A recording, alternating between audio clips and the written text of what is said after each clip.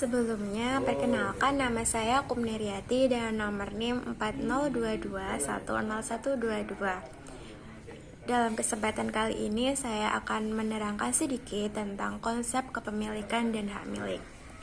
Dalam fikih muamalah, kepemilikan atau al-milk didefinisikan sebagai kekhususan terhadap pemilik suatu barang.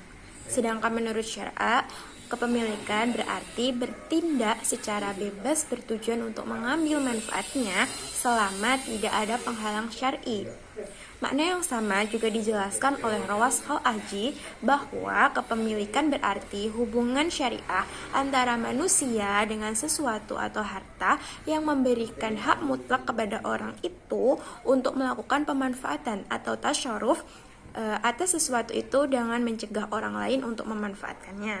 Sedangkan menurut istilah al-milk dapat didefinisikan sebagai suatu ikhtisas yang menghalangi orang lain menurut syariah yang membenarkan pemilik ikhtisas itu untuk bertindak terhadap barang miliknya sekehendaknya kecuali ada penghalang.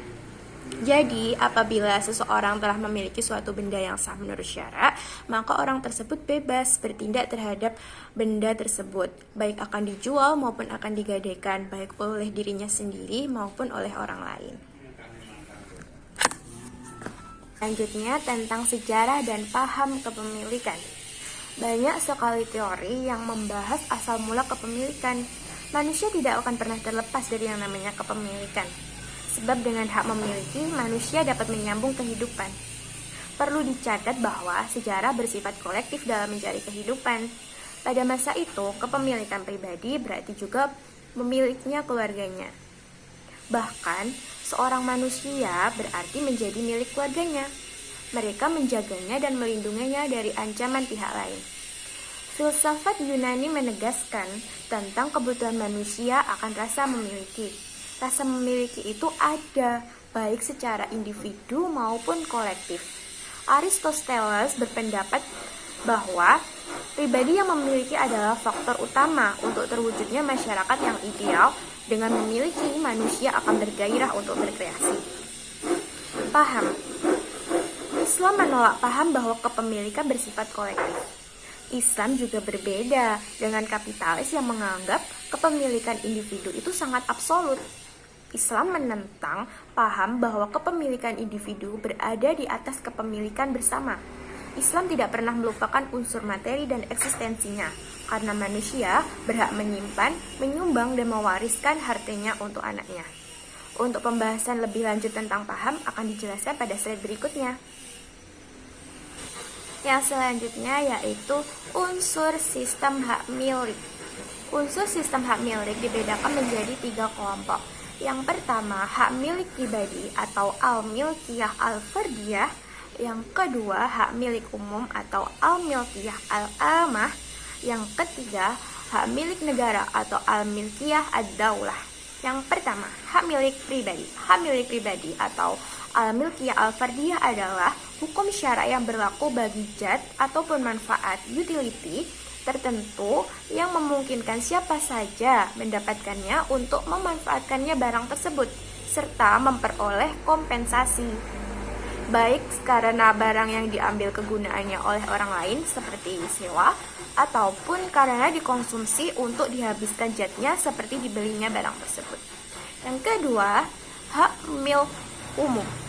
Al-milkiyah al-amah menurut Yuliandi, hak milik umum adalah harta yang telah ditetapkan hak miliknya oleh syar'i yang menjadikannya harta tersebut sebagai milik bersama, atau seseorang atau sekelompok kecil orang dibolehkan mendayagunakan harta tersebut. Akan tetapi mereka dilarang untuk menguasainya secara pribadi. Dan yang terakhir yaitu hak milik negara, al-milkiyah ad-daulah. Menurut Yusanto, sebagai harta hak seluruh umat yang pengelolaannya menjadi wewenang kepala negara, di mana dia bisa memberikan sesuatu kepada sebagian umat sesuai dengan kebijaksanaannya. Menurut Yuliandi, hak milik negara seperti hak qorots, hak yang tidak dimiliki oleh ahli waris, dan tanah yang menjadi hak milik negara. Selanjutnya, di sini saya akan menjelaskan tentang sebab-sebab kepemilikan dalam Islam. Ada beberapa sebab kepemilikan dalam Islam, yaitu yang pertama, bekerja atau al-amal. Pemilikan harta harus didapatkan dengan usaha atau amal atau mata pencaharian atau ma'isyah yang halal. Dilarang mencari harta, berusaha dan bekerja yang dapat melupakan kematian, melupakan zikirullah, melupakan salat dan zakat, memusatkan kekayaan pada kelompok orang kaya saja. Dilarang menempuh usaha yang haram seperti kegiatan riba, perjudian, jual beli barang haram, mencuri dan sejenisnya, curang dalam takaran, timbangan, dan cara-cara batil lainnya yang merugikan. Yang kedua yaitu warisan, yang ketiga yaitu harta untuk menyambung hidup, yang keempat yaitu harta pemberian negara, yang terakhir yaitu harta yang diperoleh oleh seseorang dengan tanpa mengeluarkan daya upaya apapun. Profesor Dr. Faisal Rival et al. Menerangkan bahwa kepemilikan individu diperoleh dari bekerja, warisan, hibah, hadiah, wasiat, mahar, barang temuan, dan jual beli.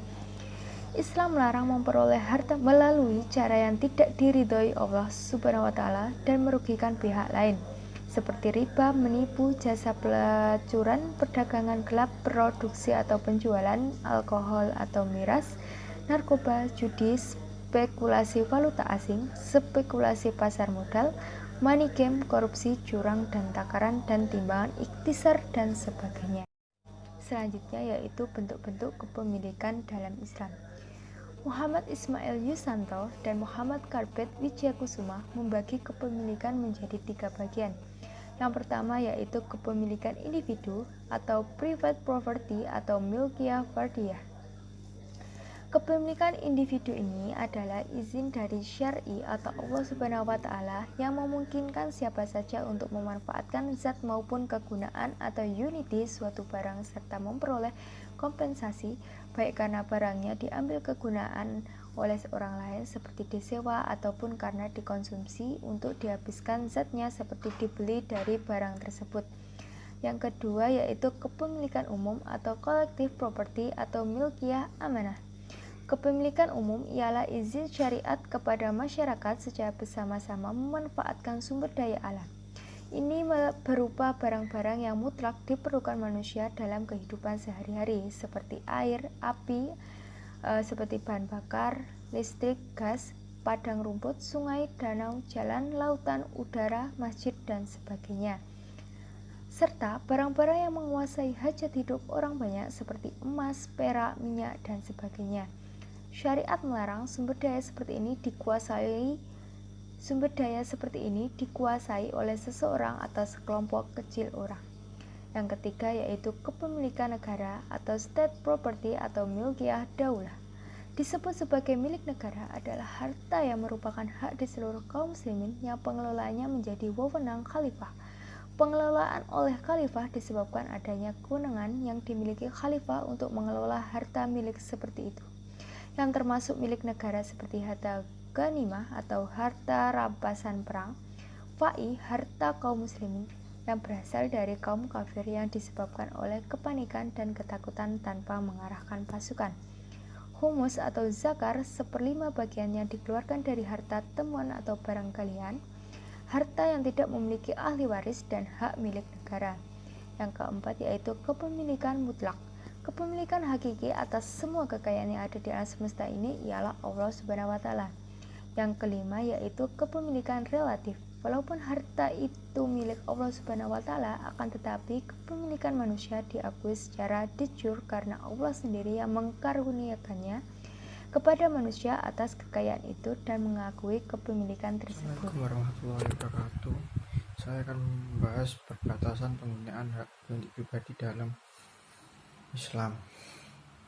Dalam memiliki kita mempunyai hak memiliki tersebut dalam Islam adalah mempunyai atau memiliki sesuatu tersebut dan juga sangat untuk bertindak secara bebas terhadap hak tersebut. Maksudnya adalah mencegah seseorang untuk tidak bertindak sesuatu kepada hak bukan miliknya tanpa adanya persetujuan dari yang memilikinya. Maka barang tersebut tidak boleh digunakan atau dimanfaatkan. Sifat memiliki tersebut tidak bersifat mutlak atau absolut atau bebas tanpa kendali dan batas, karena ada perbatasan yang tidak boleh untuk dikesampingkan bagi umat muslim dalam mengelola, memanfaatkan harta dan hak miliknya. Membahas perbandingan hakiki pribadi dalam Islam, ekonomi, kapitalisme dan sosialisme. Pola konstruksi kepemilikan individu pada kapitalisme dan sosialisme itu berbeda dengan konstruksi pemilikan Islam. Dan seluruh menjadikan tanggung jawab masing-masing pihak dan berpindah kepada para perbuatan peraturan pemasyarakat tersebut, dan mereka juga ditanya tentang tindakan mengangkang kebebasan orang lain atau memaksa kehendak yang membentuk kepribadian lain. Jelas itu seorang pun yang beriman kepada Allah dan hari kiamat akan rela menghadap Allah dengan membawa tanggung jawab tersebut. Manusia diberi kebebasan untuk memiliki harta, berlomba mendapatkannya dan membelanjakannya. Dalam pandangan ekonomi kapitalisme, manusia dianggap memiliki hak yang mutlak atas alam semesta, karena ia bebas untuk memanfaatkan suatu dengan kepentingannya. Manusia dapat mengeksploitasi semua sumber daya ekonomi yang didapatkan akan memberikan kesejahteraan yang optimal bagiannya dalam jumlah beberapa saja dan dengan cara apa saja. Meskipun demikian, dari kedua sistem ekonomi ini dapat perbedaan tajam, yaitu antara kapitalisme dan sosialisme dalam hal hak kepentingan, di mana pada satu sistem kapitalisme ini lebih bersifat individu, sedangkan sisi lain sosialisme lebih bersifat kolektif.